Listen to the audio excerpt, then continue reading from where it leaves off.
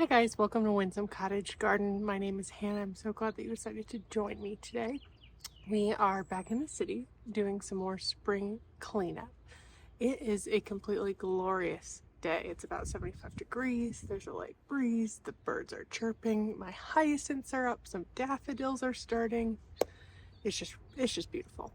Now, we might be getting some snow on Sunday, but I'm hoping it'll only last for the day and we'll be back to more. Probably not quite this nice. This is more like end of May, June weather for us, but I'm going to take it while I can. I put on sunscreen today. I'm going to be wearing my sun hat. It's basically summer for a couple days at least. So I thought I'd bring you along and take this opportunity to finish the spring cleanup. We did a video earlier this year. We did all of the backyard, and now I need to do the bed along the side of my driveway as well as the front yard. I don't think it should take too long, so I'm hoping we can get it all done in this video. There is going to be one tricky part. There's one bed in particular that I probably should have cleaned off first because I have a lot of grape hyacinth, ground cover, and other things growing in that bed. So it's going to be a little tedious in terms of handwork.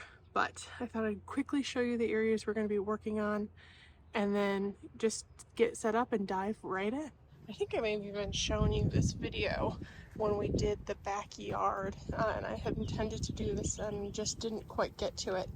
I really have to get to it now. We've had a lot of wind today, so this actually wasn't fully attached, but I need to attach it because it's blowing around a bit. But I need to get this cleaned up. There's some leaves, the hellebore needs cut back, there's some big weeds, but there's just a glorious spring display.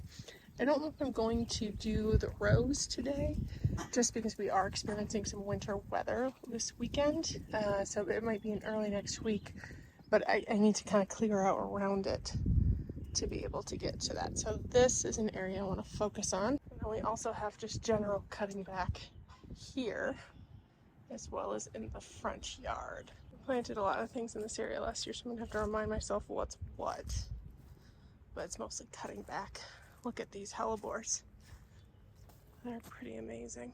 And hyacinth, so this area needs to be cleaned up as well. So I'm gonna get my sun hat on, get you guys set up, and just dive on in and see how much we can accomplish in the next 2 hours or so.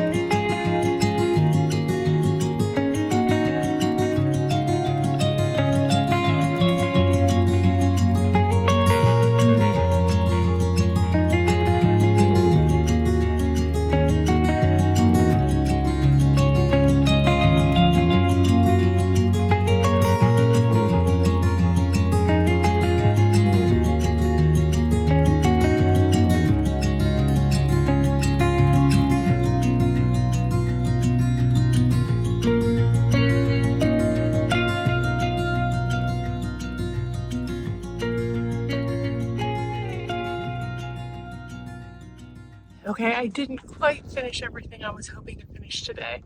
I have run out of time. I've worked exactly 2 hours.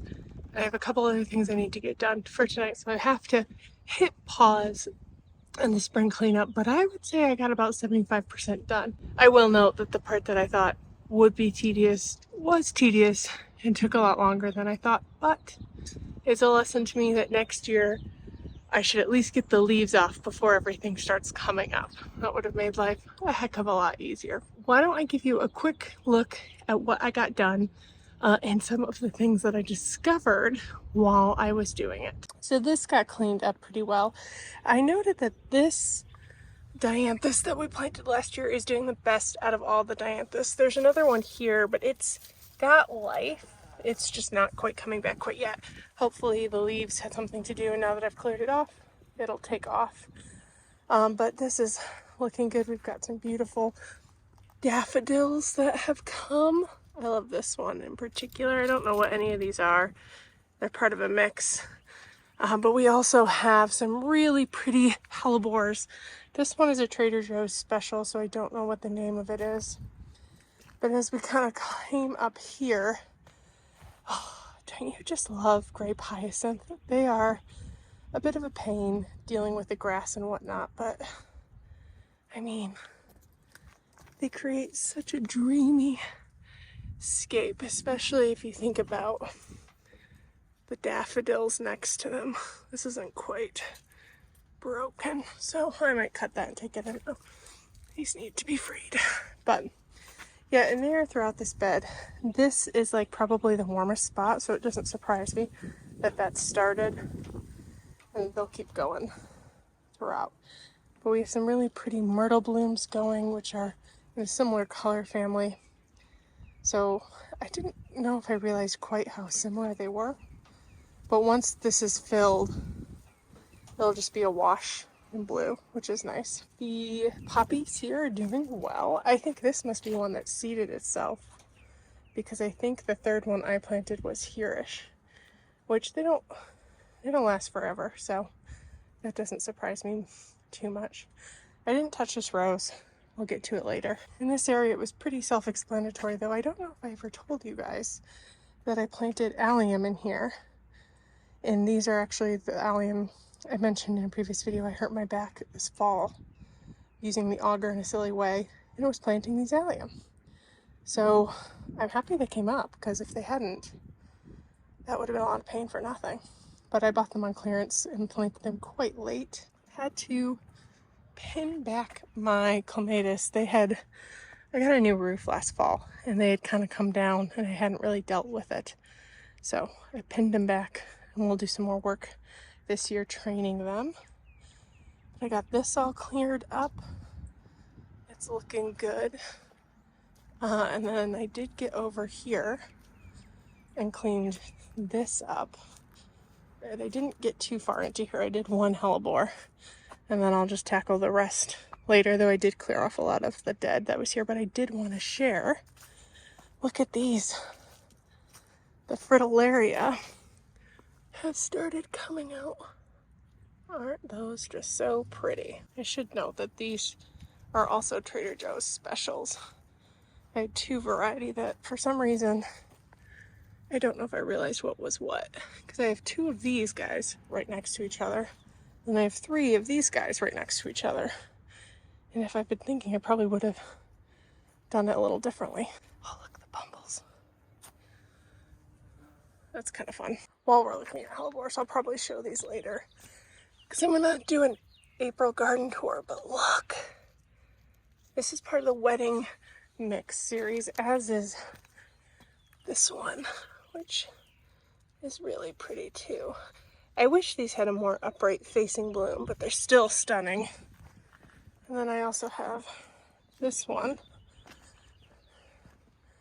which is, I think, part of the wedding mix series as well. It's really pretty. I just love hellebores. So I think that's probably going to do it for this video. You'll have to come back and see me finish the spring cleaning up in the front.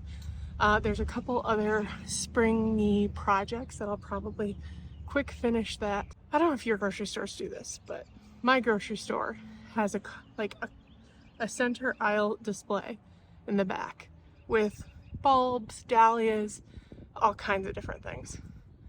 Well, I succumbed to it. I normally don't. I picked up some more ranunculus since a lot of mine didn't make it. Well, I haven't seen the ones we pre-sprouted, what they've done yet.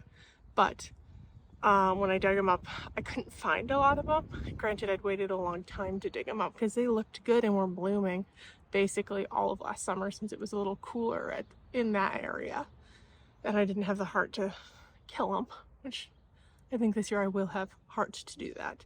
But so I picked up some more ranunculus just to mix, no special types of variety. And I also bought some Dutch iris that I need to find a home for. I have an idea of where I could put it here, but I've also got a great idea of where it could go at the cottage. And you'll have to see which ones I pick, or maybe I go back and buy more. Either way, I've got more videos coming up, both here and at the cottage, getting ready for the summer season, as well as doing some fun new projects and revisiting areas we worked on last fall. So make sure you like and subscribe so you can continue following our garden here in the city and at Windsome Cottage itself.